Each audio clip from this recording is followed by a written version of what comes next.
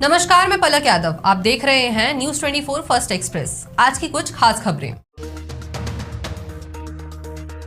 विशेष घटना के संबंध में आपको आज यहाँ आमंत्रित किया गया है। आपको मालूम है कि बकेबर अटाबा में कल जो पिछड़ी जाति के कथावाचक थे, जिनका कार्यक्रम पहले से तय था, ऐसा नहीं है उन्हें पहले से मालूम था कि कथावाचक पिछड़ी जाति से हैं, दलित जाति से हैं, जिसके बावजूद भी कल उन्हें अपमानित किया गया, उनको काफी चोटें पहुंचाई, उन पर पेशाब डाला गया और ये संदेश दिया गया कि काम उनका नहीं है। जो कमजोर वर्गों के लोग हैं, दलित हैं, पिछड़े हैं, वो कथा भागवत का कार्यक्रम नहीं कर सकते। दोस्तों, यह अत्यधिक दुर्भाग्यपूर्ण है कि अगर कोई पिछड़ी जाति का आदमी या दलित जाति का व्यक्ति अगर धार्मिक बातों को सीख लेता है, कथाओं को सीख लेता है, तो उसे आप भला कैसे वंचित कर सकते हैं। लेकिन ये मनोवृत्ति है हमारे देश की, और इस मनोवृत्ति के पोषक है भारतीय जनता पार्टी। जिस तरह से लोगों को अपमानित किया, वो निश्चित रूप से चिंता का विषय है। और न सिर्फ बकेबर में, आप देखते हैं पूरे उत्तर प्रदेश में जो कमजोर वर्ग के लोग हैं, दलित हैं, पिछड़े हैं, उन पर अत्याचारों की बात सी आई हुई है। कहीं उनकी बारातें न चढ़ने दी जा रही हैं, कहीं उनकी बच्चियों के साथ बलात्कार हो रहा है। माननीय अध्यक्ष जी मुख्यमंत्री रहे हैं, हम लोगों का सड़क का भी अनुभव है, सरकार का भी अनुभव है। सरकार का जो मिजाज होता है, समाज की शक्तियों का संचालन उसी दृष्टि से होता है। और मुझे लगता यह है कि समाज में कुछ लोग ऐसा समझने लगे कि सरकार उनके दिल की सरकार है, मन की सरकार है। इसी वजह से जहां जहां ये दलितों और पिछड़ों पर अत्याचार हो रहा है, कहीं भी सरकार ने ये संदेश देने की कोशिश नहीं की। इस प्रकार की कोई घटना करेगा तो उसका अंजाम क्या होगा। अगर इन सब घटनाओं के खिलाफ कहीं से भी कठोर कार्रवाई हो जाती, तो मैं निश्चित रूप से कह सकता हूं कि ताबड़तोड़ जो घटनाएं उत्तर प्रदेश में हो रही है, उनकी पुनरावृत्ति नहीं हो सकती थी। ये सरकारी संरक्षण में सब काम हो रहा है। भारतीय जनता पार्टी की जगह सरकार है। आप लोग जानते हैं, उज्जैन में बीजेपी का एक एमपी के एमएलए गया महाकाल के दर्शन करने के लिए, इन्हीं पार्टी का विधायक था, मंदिर में नहीं जाने दिया। राजस्थान में नेता प्रतिपक्ष दलित था, जब मंदिर में गया तो उसकी गंगा जल से धुलाई की गई। ये एक मनोवृत्ति है, एक ज़हनियत है, एक मिजाज है, और इस मिजाज की अगर कोई पोषक पार्टी इस देश में है तो उसका नाम भारतीय जनता पार्टी में है।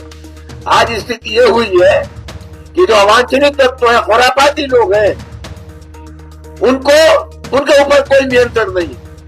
आज माननीय राष्ट्रीय अध्यक्ष ने तो बकेबर का सवाल है, उस गंभीर सवाल पर ध्यान आकर्षित करने के लिए, समाजवादी पार्टी का समर्थन व्यक्त करने के लिए आपको तकलीफ दी है। मैं समझता हूं कि बहुत गंभीर मामला है। तमाम लोग जो दलित हैं, पिछड़े हैं, कमजोर वर्ग हैं, अध्यक्ष जी के इस पत्रकार सम्मेलन से निश्चित रूप से एक विश्वास पैदा होगा, भरोसा पैदा होगा। धन्यवाद।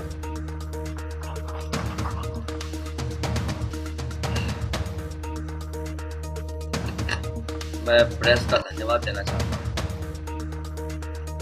एक महत्वपूर्ण विषय पे आप लोगों को मैंने तकलीफ दी है। हमारे पार्टी के प्रदेश अध्यक्ष दायित्व बैठे हमारे साथ। हम लोग जब कार्यालय में रहते हैं,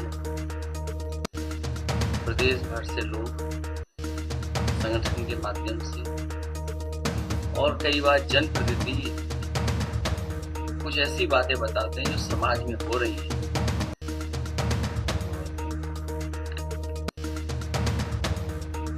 कई बार जानकारी हम लोग को देते हैं कि समाज में जो घटनाएं हो रही हैं, भारतीय जनता पार्टी उनका पॉलिटिकल लाभ लेने के लिए घटनाएं होने देना चाहती है। भारतीय जनता पार्टी, इनकी सरकार में बैठे लोग न्याय देने लगे और निष्पक्ष कार्रवाई करने लगे तो बहुत सारी घटनाएं होंगी नहीं, बहुत सारे गरीब लोगों को न्याय मिल जाएगा। इस सरकार का रवैया क्या है, इस सरकार का रास्ता क्या है? कई मौकों पर मैंने कहा ये सरकार हार्टलेस है, अनडेमोक्रेटिक है और हर वो काम अनकॉन्स्टिट्यूशनल उसको सपोर्ट करती है। बाबा साहब भीमराव अम्बेडकर जी का संविधान, उसकी प्रस्तावना, केवल प्रस्तावना के तहत ही अगर सरकार फैसला लेने लगे तो हमारे गरीब, गांव में रहने वाले लोग, पीडीए परिवार के लोग, दलित, पिछड़े, अल्पसंख्यक और जिनके साथ अन्याय हो रहा है उनको न्याय मिलने लगे, उनका सम्मान होने लगे। इस सरकार में बैठे लोग लगातार अन्याय करा रहे हैं। वो प्रभुत्ववादी लोग, वर्चस्ववादी लोग, प्रभुत्ववादी लोग लगातार पीडीए परिवार के लोगों को डरा रहे हैं, धमका रहे हैं, अपमानित कर रहे हैं। सोचने का सवाल यह है, भागवत कथा सबके लिए है, भगवत कथा सबके लिए है। जब सब सुन सकते हैं तो सब बोल क्यों नहीं सकते?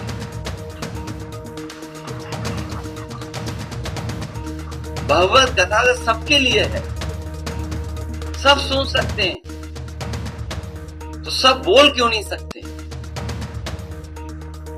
भगवत कथा भगवान कृष्ण से जुड़ी है।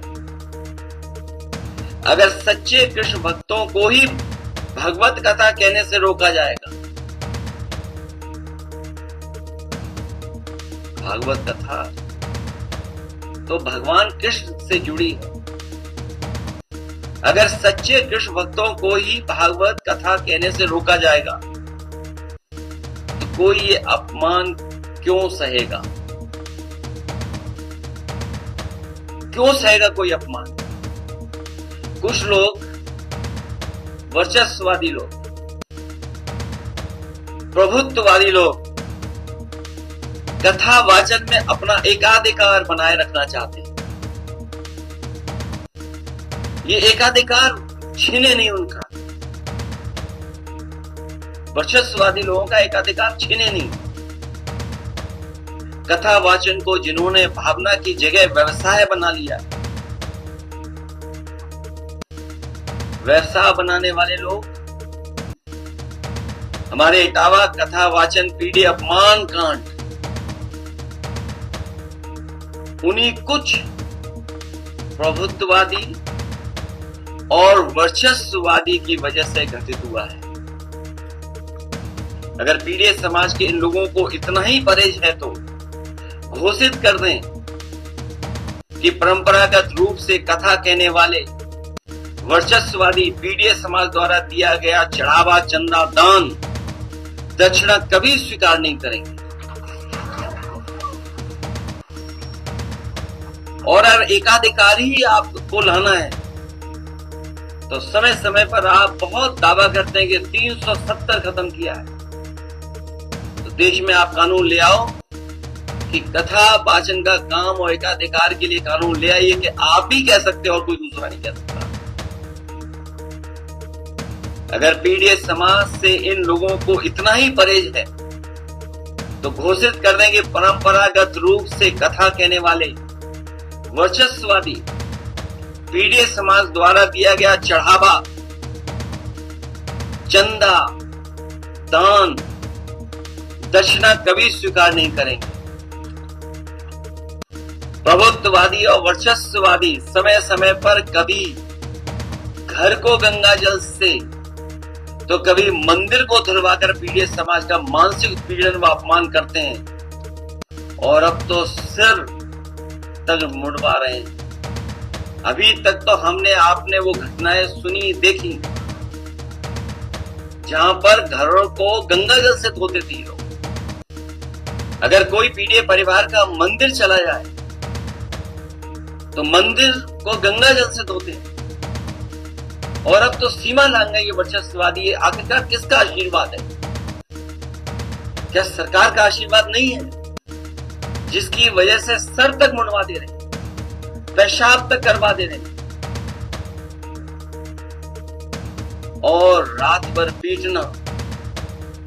पीटने के साथ साथ उनकी ढोलक छीन लेना, हारमोनियम छीन लेना, दबाव बनाकर के कितने पैसे देना था कथावाचक के लिए, उसमें जो खर्चा हुआ वो खर्चा नहीं दोगे तो रात भर पिटोगे,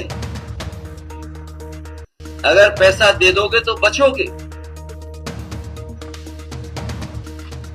आखिरकार ये वर्चस्ववादी और प्रभुत्ववादी लोग इतनी ताकत कहां से पा रहे हैं? भाजपा राज में पीड़ित समाज को हे दृष्टि से देखा जाता है। आदरणीय रामविलास सुमन जी ने तो कुछ घटनाएं बताई हैं, कुछ महत्वपूर्ण पदों पे बैठे लोगों के बारे में बताया।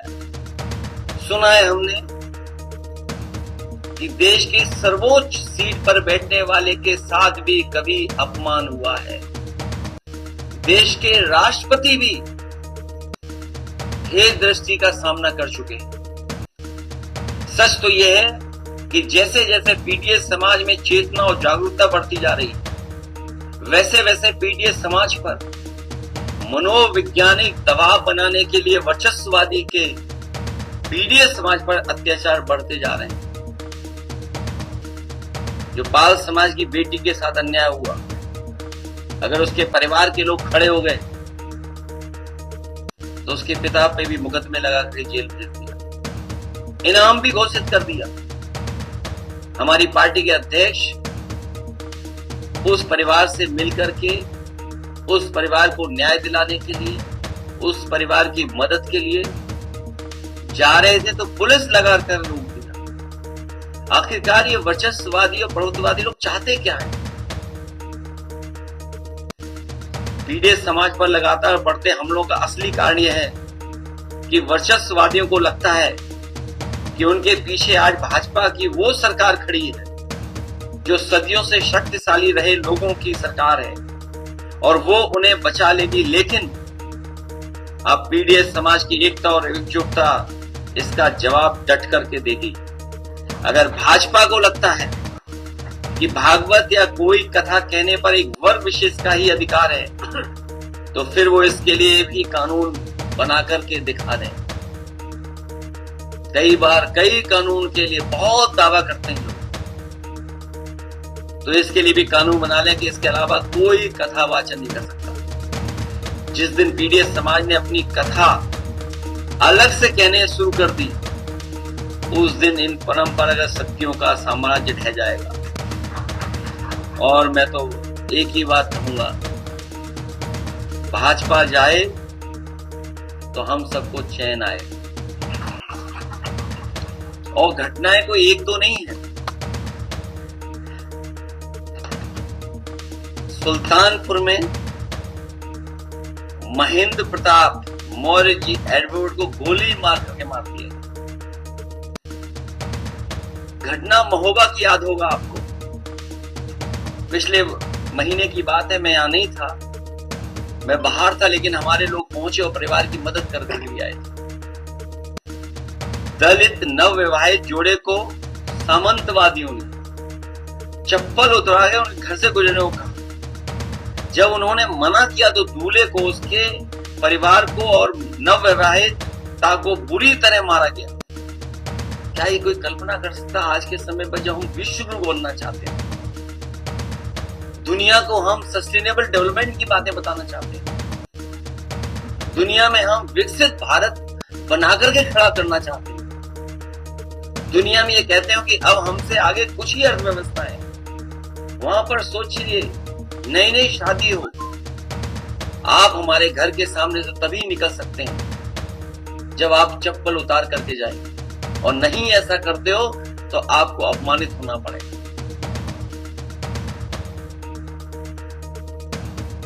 ईटा की घटना, जैतपुरा की अम्बेडकर जयंती पर शोभा यात्रा नहीं निकालने दी, दलित परिवार में शादी, बारात आई, बेटी की शादी में सत्ता समर्थकों ने बवाल किया और फिर जब पुलिस आई तो पुलिस को न्याय देना था, न्याय नहीं दिया। जिनके साथ अपमान हो रहा था उन्हीं को पीटा पुलिस ने, सोचिए, उन्हीं को अपमानित किया पुलिस ने। और इटावा की घटना तो आपको पता ही है। और ये सब इसलिए हो रहा है कि 2500 लोग ही इसको सरकार को चला रहे हैं। 2500 लोग पिछले 9 साल 20 साल इधर उधर 2500 ही लोग खेल रहे हैं। हम इन कथावाचकों का धन्यवाद देते हैं कि हमारे बुलाने पर आए और सरकार में बैठे लोग कुछ भी कर सकते हैं, कुछ भी कर सकते हैं। सरकार में बैठे लोग कुछ भी कर सकते हैं। नजर उतारने का तरीका तो हमने और आपने देखा ही।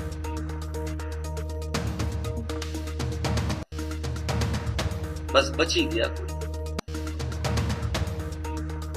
मैं अपने कथावाचकों से कहूंगा 1 मिनट कुछ बजा करके सुना दें या गाना।